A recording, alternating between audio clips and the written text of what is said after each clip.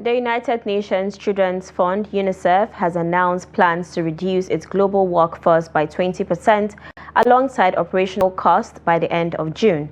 This announcement came as UNICEF launched the second phase of the Education Cannot Wait ECW project, an initiative worth $15 million targeting 130,000 vulnerable children, including those with disabilities affected by the Boko Haram insurgency in Borno, Adamawa, and Yobe states.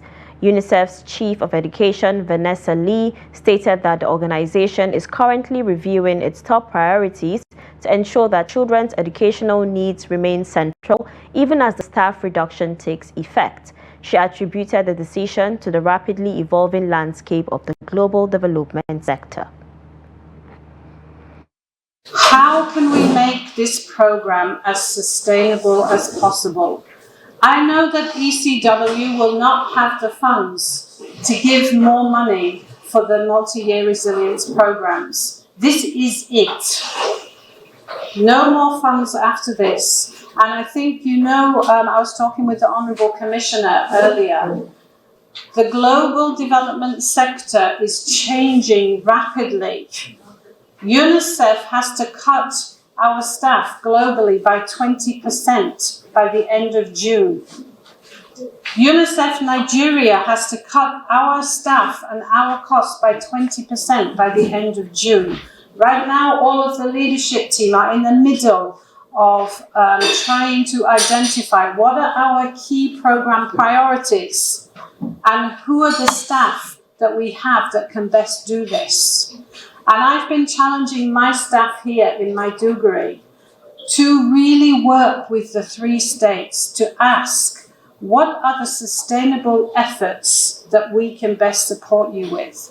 And I really shocked them last week because I said to them, we cannot keep giving supplies. We cannot keep giving mainstreaming kits. We cannot keep giving dignity kits because we don't have the money. What we want to do is walk alongside the state teams at the state ministries of education and the SUBEPs to give you the technical advice and support that you ask us for. At the subnational level, there are gaps. And we all understand this. And that is partly what the work plan was tailored towards bridging. So if there must be that adjustment, we must not completely go away, because those gaps are realities.